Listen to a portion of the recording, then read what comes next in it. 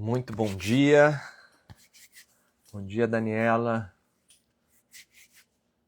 Bom dia, Plínio, Enzo, Alexandre, Simone. Muito bom dia a todos que estão entrando agora aqui nessa live. Segunda-feira, 7h30 da manhã, começando direito. Bom dia, Vivi. Bom dia, Josimara. Bom dia, Bruno, Simone novamente. Que maravilha. Muito bom. Estamos acostumando aqui com esse novo compromisso, né? Esse novo horário, às segundas-feiras, 7h30 da manhã, nessa nossa live Começando Direito, com a proposta de começar a semana conversando, batendo um papo sobre atualidades, mudanças legislativas, jurisprudência, questões trazidas, sugeridas por vocês, para a gente debater aqui e dar início a essa semana Começando Direito. Muito bem, a galera está entrando aqui, muito bom. Maurício, muito bom dia. Renata, Gilmar. Maravilha, gente, muito bem.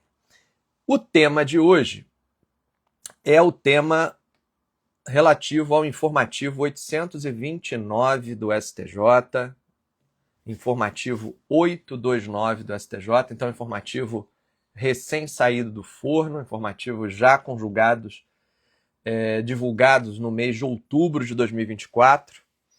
E o ponto central, o julgamento que eu vou utilizar aqui como ponto de partida, como pontapé inicial para o nosso bate-papo, é o recurso especial 2.166.273, originário de São Paulo. 2.166.273, originário de São Paulo. Esse recurso especial está no informativo 829 do STJ e se refere a um julgamento da terceira turma sobre uma questão de nulidade na venda de um lote. Uma questão de nulidade na venda de um lote. Bom dia, Eduardo. Bom dia, Paulo. Bom, pessoal, e aí qual foi a minha ideia? Lendo esse julgado, que reconheceu a nulidade do objeto, a ilicitude do objeto e, por isso, a nulidade do contrato de venda do lote. E tinha uma peculiaridade nesse caso, eu vou comentar com mais calma ao longo da nossa live, mas tinha uma peculiaridade nesse caso, que foi o fato de que ficou demonstrado que o adquirente do lote sabia se tratar de um lote irregular. E não era uma operação de incorporação, não era uma operação de consumo que envolvesse, de um lado, o incorporador loteador e, de outro lado, um consumidor adquirente. Era uma operação entre dois particulares, um vendendo o lote irregular, o outro comprando o lote irregular, onde constou expressamente no contrato se tratar de loteamento irregular. E mesmo assim, deu-se a decisão declaratória de nulidade com a consequência do desfazimento do negócio e determinação de restituição das partes ao estado anterior. E aí qual foi a minha ideia de trazer aqui a debate na nossa segunda-feira? Foi a questão do conflito que muitas vezes vai acontecer e que vai, às vezes, nos orientar equivocadamente a uma tomada de decisão sobre os limites da liberdade de contratar, da liberdade contratual e as questões de ordem pública que eventualmente impõem a nulidade como consequência. Então a gente tem, de um lado, a liberdade, de outro lado, a nulidade. E, normalmente, a gente tem na nossa cabeça um ditado popular, que provavelmente muitos de vocês aqui conhecem bem, que é o combinado não sai caro, né? O que é combinado não sai caro. Conhecem esse? É um ditado que no direito e no direito contratual a gente costuma usar até com uma certa frequência. O combinado não sai caro. Mas será realmente que o combinado não sai caro?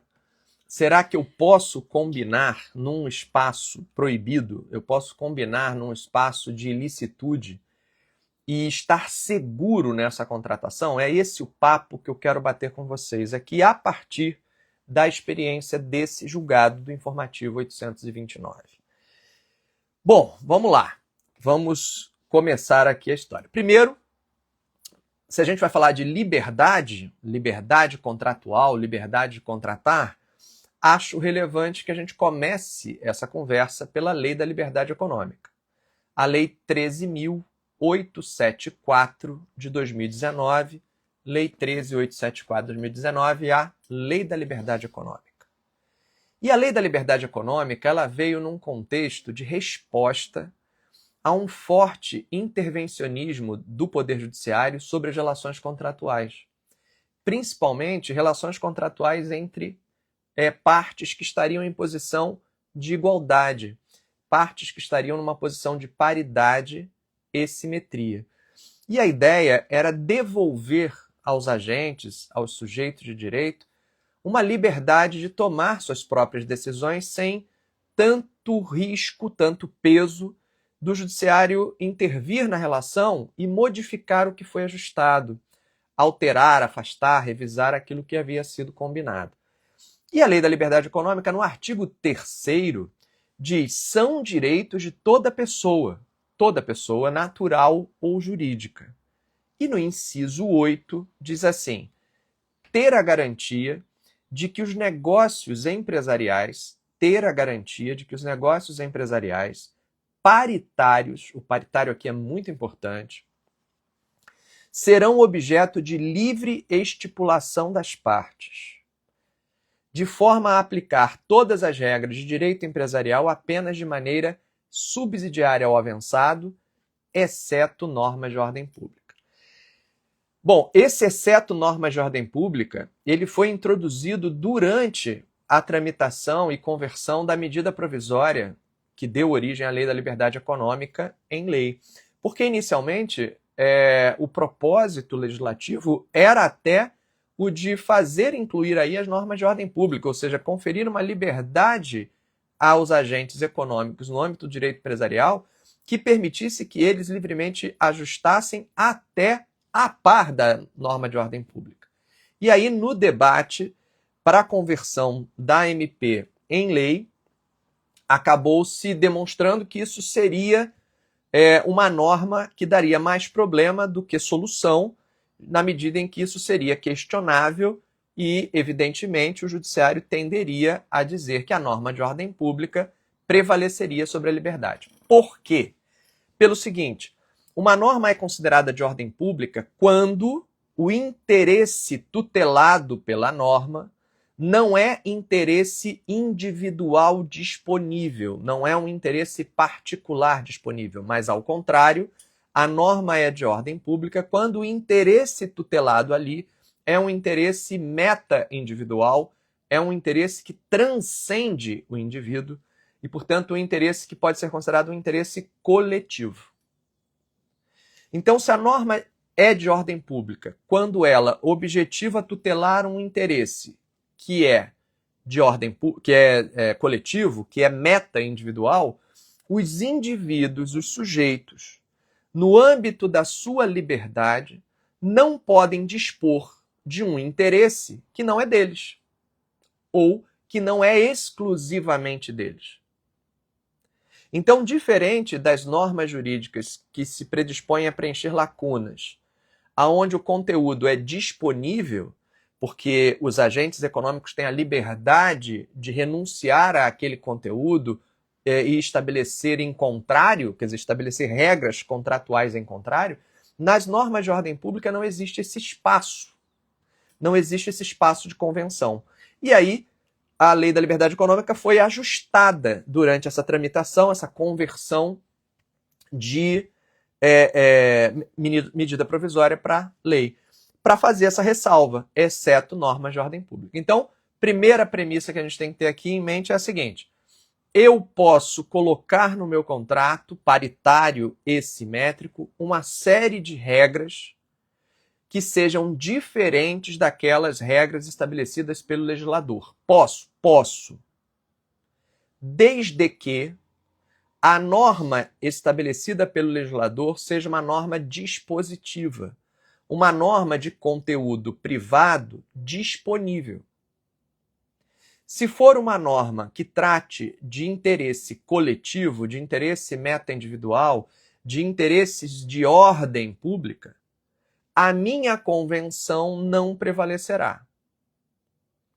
E aí, qual é a consequência da minha convenção ter tratado de forma diversa de uma norma de ordem pública? A principal consequência é nulidade.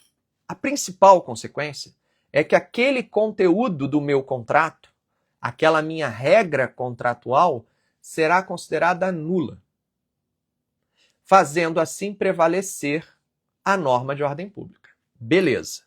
Até aqui é uma introdução um pouco teórica, né, para uma segunda de manhã, começando direito. Mas agora vamos olhar para a prática. Vamos olhar para a prática. E aí eu quero saber de vocês o seguinte: alguém aqui já atuou conscientemente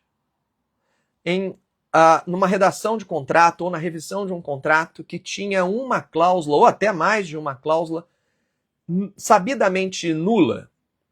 Uma cláusula que contrariava uma norma de ordem pública e, mesmo assim, as partes quiseram seguir a operação e assumir o risco daquela cláusula? Me sinaliza aqui. Alguém já teve uma situação como essa? Porque eu já tive muitas vezes. Eu já tive muitas vezes situações em que a norma era de ordem pública e as partes queriam fazer de maneira diferente, foram orientadas que aquilo seria uma questão de nulidade e mesmo assim fizeram.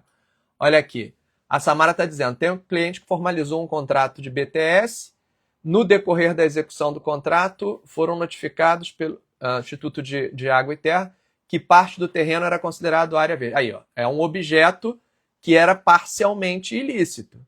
A operação envolveu ali um objeto parcialmente ilícito. Aliás, o caso que também tocava aqui ao julgado do informativo 829.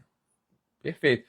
Aqui, o Eduardo está falando, sim, no âmbito do CDC. Mas, beleza, isso aí. Aqui, e aqui agora não sei, Giangaro, talvez, não sei se eu estou conseguindo identificar corretamente o nome, mas aqui, várias vezes. Rafael também está confirmando que sim. Tá vendo? É isso. Aí aqui, informei que se tratava de obrigação moral. Então, acontece mesmo da gente, no âmbito das operações econômicas do dia a dia, na prática, lidar com contratos, com cláusulas contratuais, com operações econômicas que vão envolver total ou parcialmente alguma questão que contraria a norma de ordem pública e que atrai ali uma nulidade, que existe um risco, que o nosso papel é informar que esse risco existe, orientar o cliente quanto à existência desse risco, mas muitas vezes o cliente quer prosseguir fazendo a operação apesar do risco de nulidade existente. Né? Ó, o Rafael está falando aqui, correção de obrigação pecuniária pelo salário mínimo. Aí, é um excelente exemplo que eu já vi muitas vezes também. Já vi muitas vezes contratos prevendo obrigação pecuniária com obrigação atrelada a salário mínimo, que é proibido, ou com obrigação atrelada ao dólar, ou ao euro, ao câmbio, aonde também seja proibido. O pulo do gato é o seguinte. O Márcio aqui está perguntando, o artigo 108 seria uma norma de ordem pública? Sim, aquele que impõe o instrumento público como obrigatório nas operações imobiliárias, né, envolvendo direitos reais sobre imóveis de valor superior a 30 vezes o salário mínimo, é uma norma de ordem pública. O interesse ali é na segurança jurídica e, portanto, na coletividade, que aquela operação seja a mais segura. Né? Por isso o legislador impõe ali uma forma especial, uma solenidade. Então vamos lá. Qual é o pulo do gato da história? Porque a gente vai viver essa situação. A gente vai viver situações a não ser que a gente esteja isolado dentro da academia, dentro do ambiente acadêmico, só discutindo teoria, que a gente vai achar que a nulidade absoluta jamais pode ser ajustada de forma contrária. Na prática, na vida prática, mão na massa, a gente se depara sim com operações econômicas que tocam a questões de ordem pública, tratando de maneira diversa e onde as partes estão ali assumindo um certo risco. A questão é, E aí é o pulo do gato. Existem riscos maiores e riscos menores. Existem riscos que são suportáveis, existem riscos que podem ser insuportáveis. E a gente tem que ser capaz de avaliar a melhor maneira de lidar com aquilo na hora de orientar o cliente. Porque se o cliente, ele ciente da proibição, deseja insistir com o negócio, a gente tem que buscar os caminhos que sejam menos prejudiciais no futuro. Que a gente consiga fazer isso, né? Que a gente consiga fazer ali uma gestão melhor desse risco. Então, primeira dica. Os negócios jurídicos que contêm nulidades, primeiro, eu tenho que saber a extensão dessa nulidade no contexto daquele negócio. Como assim, André? Vamos lá. É porque tem nulidades que são como a que o Rafael trouxe aqui. É uma cláusula de correção monetária atrelada ao salário mínimo. Não é o objeto principal do contrato, que é a prestação de serviço, com a contraprestação remuneratória que é nula. Não é o contrato de prestação de serviço que é nulo. É a cláusula de correção monetária sobre a prestação que é nula. O que ocorreria também no caso de uso da moeda estrangeira onde não houvesse permissivo legal. Eu estou diante de uma cláusula acessória que é nula. Importante? Claro, no Brasil, com histórico inflacionário, ter uma cláusula de correção é super importante. Agora, eu estou tratando de uma cláusula acessória. Então aqui já é bem diferente. Porque o que vai acontecer se eu tenho um contrato atrelado ao salário mínimo ou atrelado ao dólar, aonde é proibido? Mas as partes ainda assim insistem em celebrar o contrato com essa cláusula. O que vai acontecer é o seguinte. Primeiro, se as partes de comum acordo cumprirem o contrato, com o passar do tempo, essa situação desaparece. Aí você vai dizer assim, não, mas peraí, o artigo 169 do Código Civil diz que a nulidade não convalesce, nem mesmo pelo decurso do tempo. O que significa que, mesmo que passe 30 anos, amanhã essa nulidade poderá ser arguída. Cuidado. Cuidado. Porque essa premissa do 169, ela é apenas parcialmente verdadeira.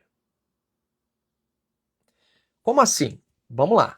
Realmente, a possibilidade do judiciário declarar a nulidade dessa cláusula, ela é uma possibilidade que pode estar presente a qualquer tempo. Porque o artigo 169 diz que a nulidade absoluta, a questão de violação da ordem pública, não convalesce pelo decurso do tempo. Então, a qualquer tempo, eu posso ter um questionamento sobre a validade dessa cláusula, uma declaração de nulidade. Entretanto, gente, o próprio STJ reconhece que certos efeitos decorrentes de um negócio nulo podem ser de tal maneira confirmados na prática que não possam mais ser desfeitos, mesmo que no futuro se reconheça a nulidade. Vamos lá, bem devagar. Imagine então o seguinte, a obrigação que o Rafael trouxe para cá, atrelada ao salário mínimo. O prestador de serviços prestou o serviço, recebeu a remuneração atrelada ao salário mínimo, que era proibida, a indexação ao salário mínimo era proibida. Ele recebeu, prestou o serviço, recebeu, deu quitação, o contrato está encerrado. Passou 1 ano, 2 anos, 3 anos, 4 anos, 5 anos, 10 anos. Aí aquele tomador do serviço, aquele cliente, vai lá e ingressa em juízo, arguindo a nulidade da cláusula de indexação ao salário mínimo, ou ao câmbio, se fosse a questão lá do uso da moeda estrangeira. Ele ingressa com uma ação judicial para ver declarada a cláusula de correção monetária pelo salário mínimo ou pelo dólar, 10 anos depois do contrato ter sido cumprido. O judiciário vai dizer, olha, eu posso declarar a nulidade dessa cláusula. É possível, porque a nulidade não convalesce, eu posso agora declarar a nulidade dessa cláusula. Mas qual é a consequência de declarar a nulidade dessa cláusula? É afastar-lhe os efeitos. Só que os efeitos econômicos dessa cláusula foram produzidos há 10 anos atrás, o que ensejaria repetição de indébito, ensejaria restituição dos valores pagos eventualmente a maior, com base naquele critério de correção nulo. Ocorre que o Superior Tribunal de Justiça considera prescritível a pretensão para haver o retorno ao estado anterior nos efeitos patrimoniais. Está sujeito à prescrição. Então, em que pese a declaração da nulidade não prescreva, o retorno patrimonial ao estado anterior prescreve. E se nesse caso o meu contrato já se extinguiu há mais de 10 anos, essa declaração de nulidade não vai mudar nada. Não vai produzir nenhuma alteração sobre aquilo que aconteceu. Então, o que muitos clientes acabam fazendo? Eles olham e falam assim, beleza, é nulo. Se isso aqui for discutido judicialmente, eu vou ter uma nulidade. Mas, se as partes cumprirem realmente de comum acordo, qual é a consequência disso no futuro? Bom, o risco no futuro é que uma das partes descumpra o combinado, essa questão vai parar no judiciário e essa cláusula vai ser declarada nula. Só que se o contrato for cumprido espontaneamente e daqui a X anos ninguém tiver discutido nada, isso pode, de fato, ser consumado pela prescrição e aquele efeito estará definitivamente produzido na esfera das partes. Então, existe sim um cálculo de custo-benefício. Eu não estou dizendo aqui que as pessoas devem ignorar as normas de ordem pública e fazer as coisas de qualquer jeito, praticando atos ilícitos. O que eu estou querendo dizer é que existem, na prática, situações em que os clientes, mesmo informados, entendem que na operação deles eles vão assumir o risco daquela eventual nulidade. E que há, de fato, situações em que a nulidade acaba produzindo efeitos irreversíveis. Efeitos que, com o passar do tempo, não poderão mais ser revertidos. Agora, observem que, nesse caso,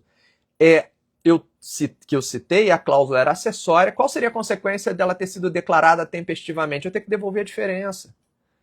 Eu ter que afastar o câmbio ou afastar o salário mínimo e aplicar no lugar o IPCA, o Índice Oficial de Inflação. Então, existe um risco que pode ser calculado e um prejuízo que não é absoluto ao negócio. Ele é apenas parcial, já que a cláusula é acessória. Então, aqui, a medição de custo-benefício pode sim levar as partes a uma tomada de decisão de seguir com aquele negócio, mesmo diante da contrariedade a uma norma de ordem pública. Tá certo? Por quê? Porque ele olha o risco, avalia o risco, entende que existe uma nulidade, está ciente que existe uma nulidade, sabe que isso pode ser questionado lá adiante, mas a consequência do questionamento é um risco que ele aceita assumir, é um risco que não esvazia por completo o negócio, ele apenas afeta ali um aspecto desse negócio e ele topa prosseguir. Nas relações de consumo, alguém tinha trazido aqui a questão da relação de consumo, nas relações de consumo, a gente vê muito fornecedor adotando práticas comerciais abusivas ou colocando no contrato cláusulas que são nulas, porque abusivas, e a gente fala assim, poxa, mas isso aqui tem várias decisões reconhecendo a nulidade, poxa, mas isso aqui está na lei como proibido, e mesmo assim a prática está sendo realizada. Muitas vezes o que o fornecedor está fazendo é medir custo-benefício. Ele olha para aquela situação e fala assim, aqui a maioria não vai questionar, aqui a maioria não vai levar ao judiciário e vai cumprir o contrato. Se aquela minoria questionar, aquela minoria eu resolvo. A diferença é que nas relações de consumo eu tenho uma tutela coletiva, né, eu tenho um interesse maior das entidades coletivas de proteção ao consumidor, tais como PROCON, Ministério Público, Defensorias Públicas, que podem eventualmente mover ações civis públicas ou instituir inquéritos públicos, e aí o barato pode sair muito caro. O fornecedor tem que ter isso, né, em mente e colocar isso na balança, né? Mas quantas vezes a gente vê contratos de consumo em que o fornecedor conscientemente coloca uma cláusula que tem ali um conteúdo questionável? O que ele está fazendo? Ele está medindo um custo-benefício, gente. E isso vale para as relações de consumo como vale para as relações paritárias.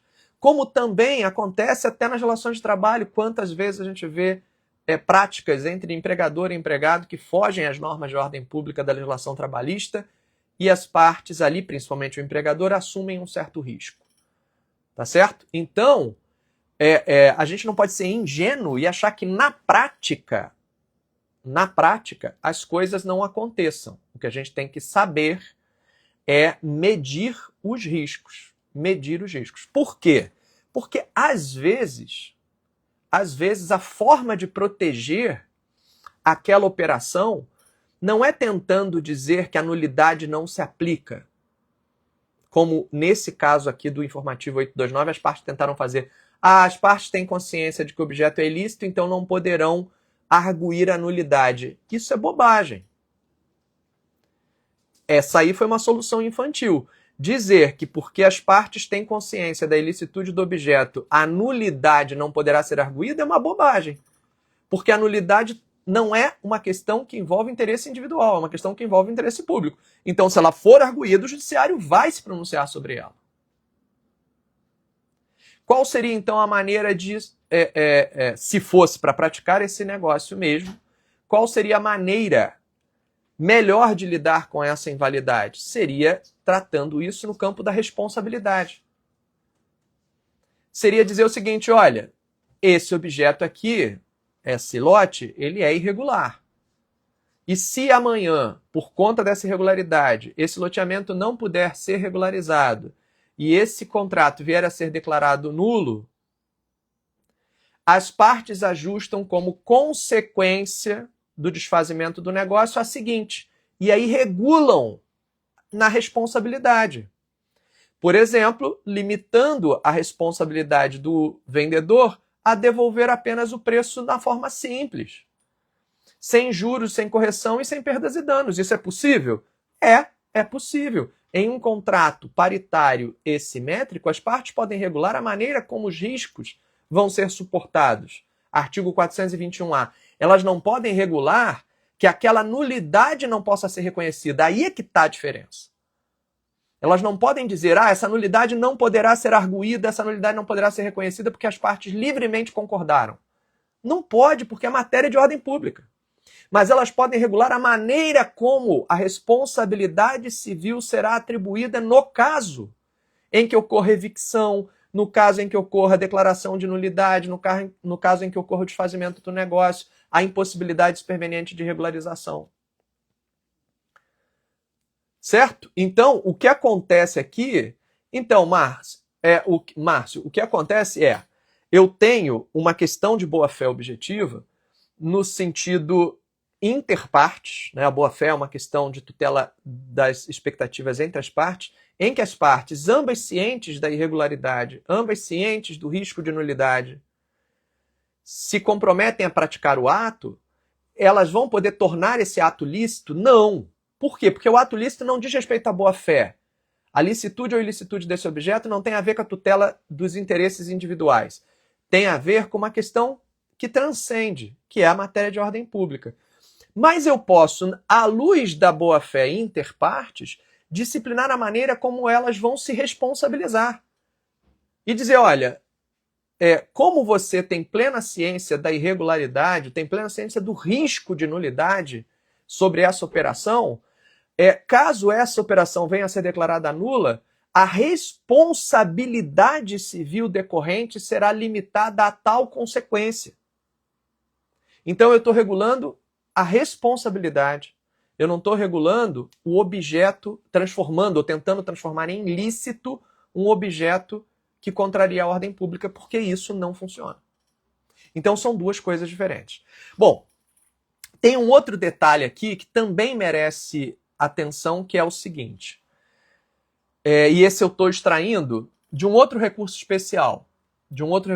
Só que esse é um recurso especial apreciado como tema repetitivo. O tema repetitivo 1025 do STJ, e o recurso especial aqui é o 1.818.564, 1.818.564, aonde também está tratando de venda de lote irregular, mas para reconhecer no âmbito da segunda seção a possibilidade de que esse lote, embora irregular, seja objeto possível de uso capião. Olha, quando eu digo que um lote irregular pode ser objeto possível de uso capião, sabe o que eu estou dizendo na prática? Eu estou dizendo que aquele lote ele não pode ter o loteamento registrado, porque a forma como foi feito o desmembramento, a forma como foi feito o loteamento não preenche os requisitos das normas de ordem pública que regulam o plano diretor da cidade. Mas aquele lote, sendo um lote passível de uso capião, ou seja, um lote particular, é possível ter-se o reconhecimento da uso capião sobre aquele lote.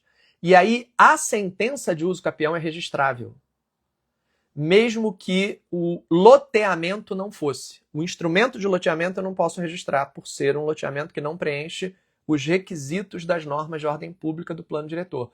Mas a sentença de uso capião é registrável.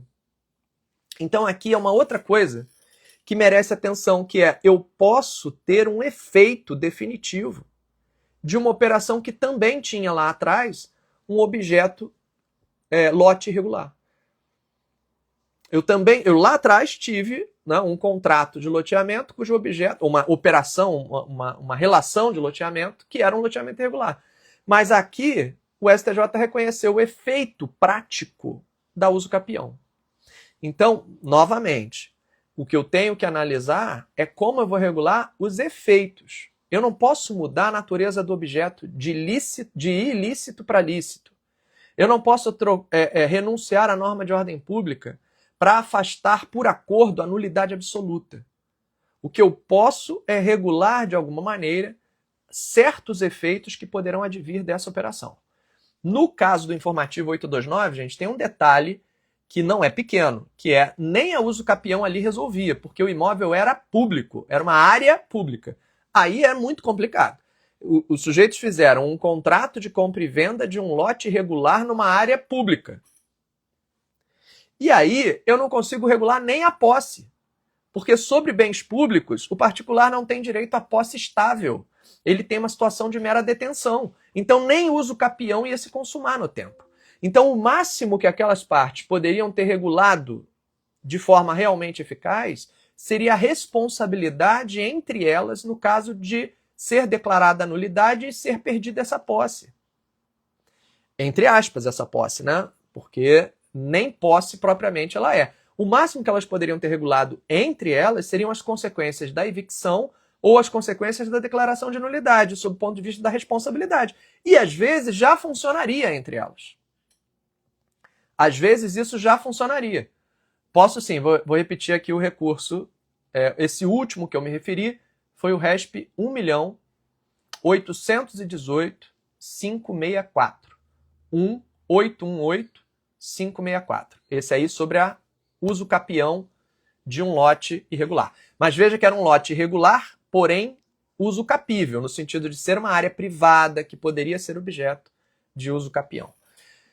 Então, veja bem, eu estou dizendo para vocês praticarem contratos com objetos ilícitos? Não! Eu estou dizendo para vocês orientarem seus clientes a fazerem contratos com cláusulas que violam normas de ordem pública? Também não! O que eu estou dizendo para vocês é o direito contratual na prática exige um olhar diferente do mero estudo da teoria. Se você vai fazer uma prova de concurso público, você vai fazer um exame da OAB e lá cai uma questão relacionada a um contrato que contraria uma norma de ordem pública, a única resposta admissível no plano teórico-acadêmico é a nulidade.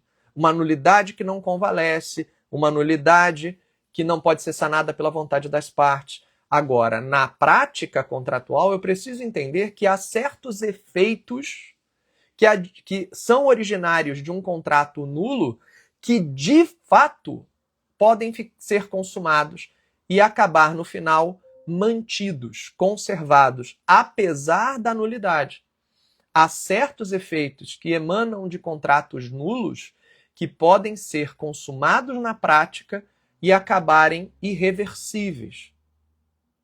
E é por isso que o advogado que tem essa visão estratégica, ele vai saber apontar para o cliente os riscos e dizer, olha, aqui você não consegue mudar, Isso aqui é uma norma de ordem pública, você não consegue dar a ela validade. Mas tais e quais efeitos decorrentes dessa norma podem ser regulados. Certos efeitos ou certas consequências você consegue regular. Ou, se aqui for declarado nulo, existem mecanismos que podem preservar, pelo menos em parte, certos efeitos. Então, se a decisão do cliente é a de praticar aquele ato, independentemente da sua orientação quanto à nulidade dele, o seu dever é compreender quais são os efeitos que dali podem ser regulados e preservados e quais não tem jeito, não haverá mecanismo de regulação. Para que ele possa, se for o caso, tomar a decisão consciente do risco que ele está assumindo na operação. Beleza? Então, galera, o que eu estou querendo dizer para vocês? Eu estou querendo dizer para vocês que a advocacia, a atuação no direito, ela é muito mais do que apenas uma visão teórica. Você precisa aliar a teoria na prática. Você precisa ter uma excelente teoria, uma profunda teoria para você conhecer os instrumentos, para você conhecer os institutos, conhecer as possibilidades. Agora você tem que ter um olhar prático para aquilo, e não um olhar puramente acadêmico e teórico. Você precisa aliar essas duas coisas. Beleza? E aí? O que vocês estão achando? Entenderam a dinâmica? Entenderam a diferença entre uma coisa e outra? Ficou confuso? Veja, uma coisa é você tentar evitar que se declare a nulidade no futuro, afastando uma norma de ordem pública e querendo renunciar a ela. Outra coisa é entender que daquela nulidade podem resultar certos efeitos e que certos efeitos decorrentes daquela operação podem ser, sim, objeto de algum nível de regulação, como, por exemplo, a responsabilidade civil, como, por exemplo, a consequência da evicção, como, por exemplo, certos aspectos possessórios que decorrem de um contrato nulo, porque o contrato pode ser nulo, mas a posse pode ser eficaz. Nesse caso do informativo 829, a posse não era plenamente eficaz porque a área era pública, mas se fosse um loteamento irregular numa área privada, a posse seria eficaz. O contrato, o objeto contratual, a compra e venda não seria, mas a posse seria. Né? As obrigações são prescritíveis. Né? As pretensões quanto às obrigações inadimplidas, Cacilda, são prescritíveis. Então, dependendo de qual seja a obrigação, pode ocorrer a prescrição. O que pode acontecer, às vezes, Cacilda, é que aquela obrigação de fazer é uma obrigação de fazer que ela não tem um prazo determinado de exigibilidade, está sujeito a alguma condição suspensiva ou tem um prazo indeterminado. E aí eu posso ter um problema de demora na contagem da prescrição, porque o termo inicial seria o inadimplemento da obrigação. E às vezes não está claro quando é que se deu o inadimplemento. E aí, se não está claro quando é que se deu o inadimplemento, essa obrigação acaba tendo uma exigibilidade muito longa. Né? Então, o que eu tenho que ter um pouco de cuidado é que tipo de obrigação de fazer. E eu vou dar um exemplo, Cacildo. Vamos dizer que seja uma promessa de compra e venda. Válida, tá? Uma promessa de compra e venda válida.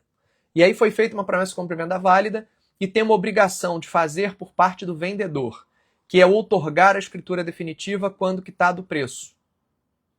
Certo? Então, a partir de qual momento a obrigação de outorga da escritura definitiva começa a ser exigível?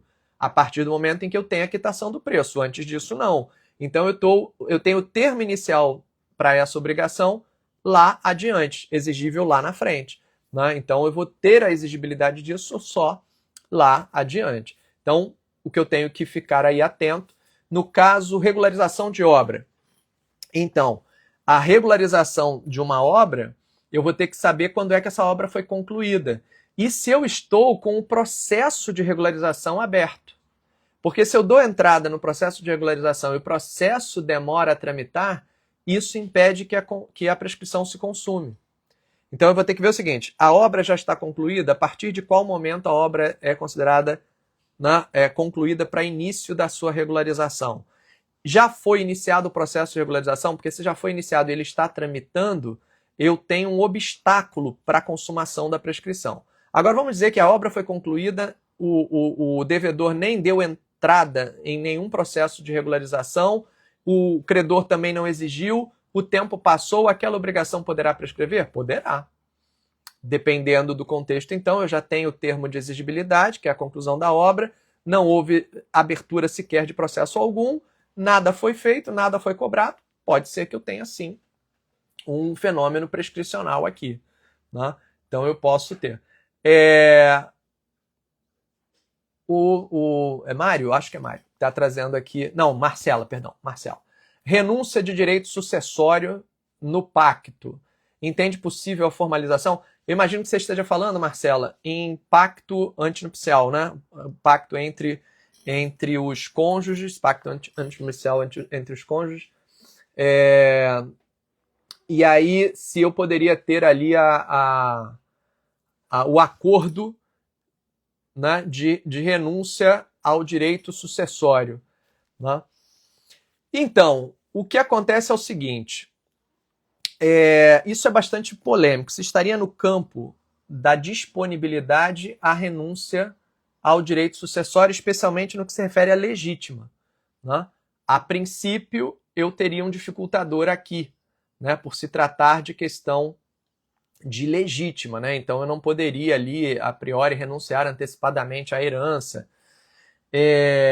Há uma pretensão no projeto de reforma do Código Civil de regular de maneira, dar um pouco mais de liberdade às partes nesse campo. Mas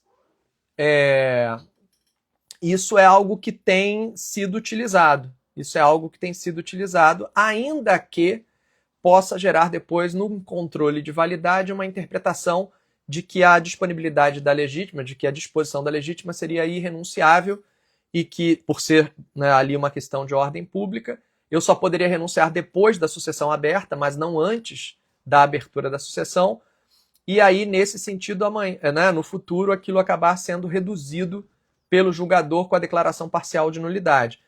Mas como existe esse debate, é algo que às vezes vale a pena, né? Às vezes vale a pena eu ter essa cláusula e poder discutir o seu alcance depois.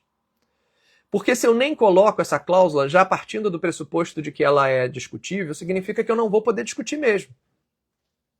Se eu introduzo essa cláusula, apesar do risco da sua nulidade, eu pelo menos tenho uma oportunidade de ter essa cláusula debatida. E vai que daqui até lá o entendimento se fortalece no sentido de conferir maior liberdade aos cônjuges e aos conviventes de fazerem ajustes dessa natureza quanto ao direito sucessório, né? E aí, eventualmente, aquilo que hoje seria discutível pode ser que amanhã seja algo aceitável. Então, nesse sentido. Agora, veja que interessante que a Marcela traz. Eu começo a minha live falando de uma questão do direito imobiliário, uma questão relacionada a loteamento, passo por outra questão do direito imobiliário, que é a uso capião, depois a gente fala um pouco de direito consumidor e termina aqui com uma questão de direito de família. Olha como o direito contratual é estratégico para quem atua em diversas áreas do direito, seja direito empresarial, seja direito sucessório, seja direito de família, seja no direito de consumo. Se eu domino os institutos do direito contratual e sei aplicar esses institutos de forma estratégica, eu melhoro a minha advocacia nos diversos outros segmentos que eu atue. Eu não preciso ser exclusivamente um contratualista para ter vantagens dominando o direito contratual. Então eu quero fazer um convite a vocês.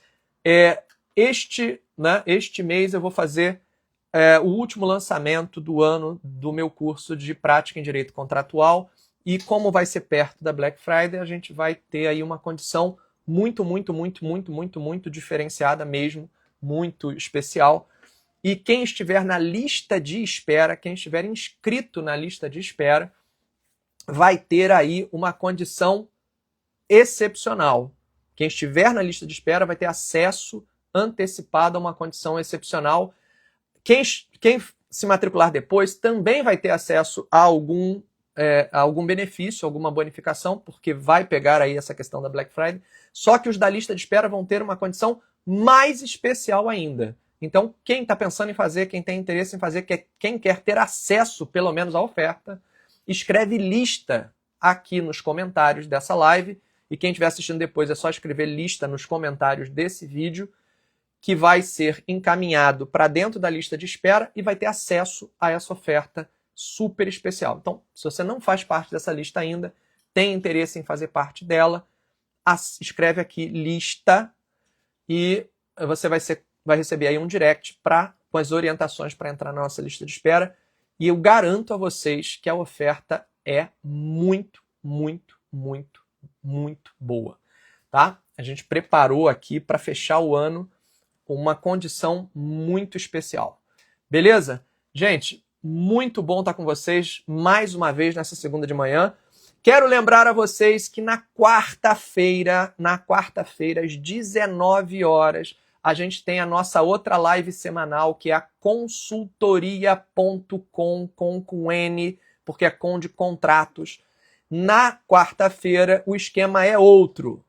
Na quarta-feira, você me traz a dúvida, posta aqui em breve síntese o assunto da sua dúvida. Eu vou convidar você a participar da live ao vivo, explicando a sua dúvida, o seu caso concreto, e eu vou tirar a dúvida ao vivo. Eu vou debater com você o seu caso concreto, ao vivo, na live de quarta-feira, consultoria.com, 19 horas.